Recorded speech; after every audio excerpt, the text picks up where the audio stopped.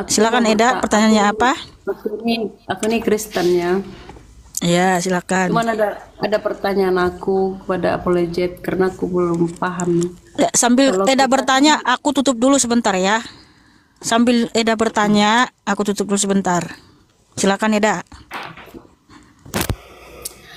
kita kan kalau orang Kristen meninggal, kalau percaya sama Tuhan Yesus dan mengikuti ajarannya, otomatis dia kalau meninggal ke surga kan? Tapi kalau dia seorang yang tidak berakal atau sudah nggak sehat jiwanya, pikirannya, karena dia tidak mengenal Yesus itu sendiri, bagaimana nanti dia kalau dia sudah meninggal, apakah dia masuk surga atau bagaimana?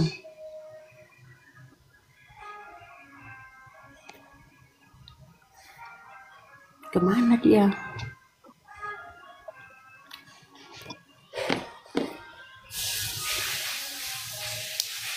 Oke Kak, tadi gimana kalau dia tidak percaya Tuhan Yesus ya? Kalau orang Kristen, kalau dia meninggal, kalau dia percaya sama Tuhan Yesus, dia kalau sudah meninggal otomatis dia masuk surga ya. Iya, betul. Tapi kalau dia Kristen tapi dia akalnya sudah nggak sehat, termasuklah dia udah gangguan jiwa lah ya, atau tidak berakal, otomatis dia nggak percaya sama Yesus atau nggak paham gitu. Jadi kalau dia nanti meninggal, bagaimana dia? Nah, sebenarnya kan gini ya. Kristen itu nggak ada yang ODGJ. Makanya supaya kita nggak ODGJ, jadilah kamu Kristen. Kakak harus tahu dulu arti Kristen apa. Kristen itu berasal dari bahasa Yunani yang artinya Kristen itu berasal dari bahasa Yunani yaitu Kristianos, diambil dari kata Kristus. Nah, kenapa para rasul disebut Kristen? Ini kita baca dulu ya. Di Kisah Para Rasul 11 ayat 26. Mereka tinggal bersama-sama dengan jemaat itu 1 tahun lamanya, sambil mengajar banyak orang. Di Antiokhia lah murid-murid itu untuk pertama kalinya disebut Kristen. Kenapa para rasul disebut Kristen? Karena di 1 Petrus 4 ayat 16. Jika ia menderita sebagai orang Kristen, maka janganlah ia malu, melainkan hendaklah ia memuliakan Allah dalam nama Kristus itu. Jadi di dalam kata Kristen sudah terkandung nama Tuhan semesta alam pencipta langit dan bumi, yaitu Kristus. Dan kenapa para rasul disebut Kristen? Karena mereka menyebarkan atau mengajarkan bahwa Tuhan semesta alam sang juru selamat dunia namanya Yesus Kristus, dan mereka berkarakter Kristus dan menyembah Tuhan Yesus Kristus. Ingat, Kristen itu berkarakter Kristus. Itulah Kristen kakak. Jadi orang yang berkarakter Kristus nggak mungkin jadi ODGJ. Tetapi kalaupun ada nih Kristen KTP ya, di KTP-nya Kristen, tapi dirinya nggak pernah Kristen, lalu dia kemudian menjadi ODGJ, lalu disebarkan Injil. Nah, kalau dia percaya, dia akan dipulihkan, akan sembuh, dia selamat kakak. Gitu. Makanya supaya jangan ODGJ, jadilah Kristen, Kristen sejati ya. Itulah kenapa kita itu Kristen itu imannya itu bukan halu kakak. Contoh nih kak ya. Sesuai dengan firman Tuhan, ini sesuai dengan firman Tuhan, jelas ya. Di 1 Korintus 15 ayat 17. Jika Kristus tidak pernah bangkit, maka sia-sialah semua umat manusia di dunia ini, tidak akan pernah ada pengampunan, dan kita adalah orang yang paling malang. Jika Kristus tidak pernah bangkit, lalu kita percaya, oh di hari zaman ada kebangkitan. Kenapa? Emang Tuhan Yesus pernah mati dan bangkit? Ya pokoknya kita bangkit nanti di hari zaman. Itu namanya halu kakak. Nah, orang yang sering halu bisa mengakibatkan kegangguan jiwa alias ODGJ kakak. Tapi Kristen itu bukan halu sehingga tidak ODGJ. Karena apa? Kita percaya ada di hari zaman kebangkitan. Karena firman Tuhan tertulis di 1 Korintus 15 ayat 20-23. Tetapi yang benar adalah Kristus telah mati dan bangkit. Dia bangkit dari antara orang mati sebagai yang sulung, supaya kita dibenarkan oleh karena kebenaran Kristus, sehingga kita pun yang percaya kepadanya akan ikut bangkit untuk hidup yang kekal. Makanya iman Kristen itu iman yang sejati, iman yang realistis, logis, dan terbukti, bukan halu. Kita percaya di hari kiamat ada kebangkitan, kakak, karena Tuhan Yesus telah terbukti mati dan bangkit pada hari yang ketiga, sehingga setiap orang yang percaya kepadanya juga ikut bangkit untuk hidup yang kekal. Tuhan berfirman, Wahyu 1 ayat 17-18. Jangan takut, akulah yang awal dan akulah yang akhir. Aku telah mati, namun lihatlah aku hidup abadi selama-lamanya, dan aku memegang kunci kerajaan maut.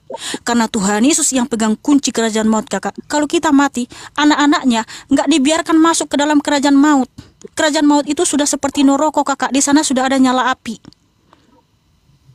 Baca Lukas 16, ketika orang kaya masuk ke dalam kerajaan maut, ada nyala api di sana, kesengsaraan, penderitaan. Belum lagi nanti neraka yang sesungguhnya, kak. Wih, kita, kak, dikasih, coba kamu hidupin kompor di rumahmu itu, taruh aja tanganmu di atas api kompor itu. Sebentar aja kamu udah kesakitan toh. Apalagi neraka yang sesungguhnya. Makanya di sanalah terdapat kertak gigi dan ratapan, kata Tuhan Yesus. Nah, sebelum itu terjadi, Tuhan berkata apa? Bertobatlah dan datanglah kepadaku, karena Dia tidak menghendaki satu orang pun binasa. Karena surga itu kekal, neraka itu juga kekal, dan Tuhan Yesus tidak mau umat ciptaannya itu ada yang masuk ke neraka. Karena Tuhan harus memberikan pilihan. Kamu datang kepadaku dan taat kepadaku, maka kamu masuk surga. Kalau kamu tidak mau datang kepadanya, itu pilihanmu sendiri. Maka yang menjadi hakimmu nanti adalah firman Tuhan Yesus. Tuhan Yesus berfirman, ketika kamu percaya kepada firman yang telah kusampaikan, maka kita selamat. Tetapi kalau kita nggak percaya, Tuhan Yesus menyatakan, orang yang tidak percaya kepada Tuhan Yesus, dia binasa, tetap berada di bawah hukuman. Yohanes 3:18. Ya, kemudian juga di Markus 16. Udah jelas di sini ya, Markus 16 ayat 15-16. Pergi ke seluruh dunia, beritakanlah Injil ke segala makhluk. Siapa yang percaya dan dibaptis akan selamat, tetapi siapa yang tidak percaya akan dihukum. Siapa yang tidak percaya kepada Tuhan Yesus, Dia telah mati dan bangkit untuk kita. Dia adalah Tuhan itu sendiri. Dia akan dihukum. Itu sudah Dia firmankan seperti itu, kakak. Nah, seperti itu ya. Tapi siapa yang percaya, taat dan setia, ya, dia akan selamat dan menerima mahkota kehidupan. Amin, amin.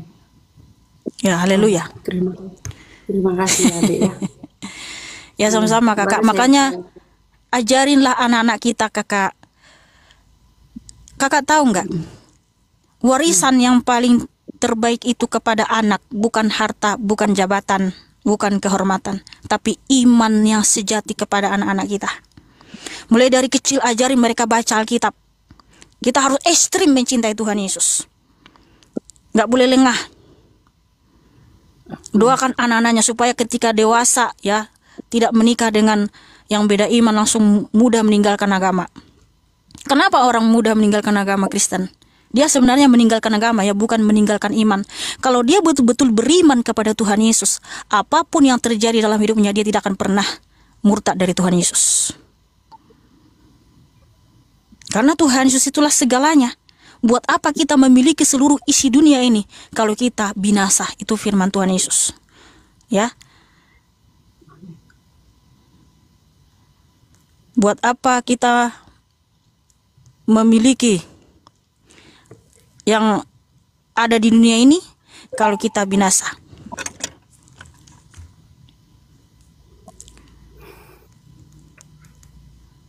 Luar biasa ya. Iya, firman Tuhan itu sungguh luar biasa.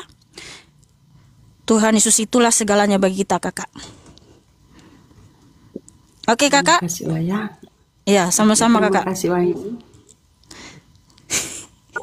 Terima kasih kakak cantik sudah bertanya. Adonai Yesus HaMashiach memberkatimu dan mengasihimu ya. Tepuk tangan buat kakak Moms yang cantik dan manis.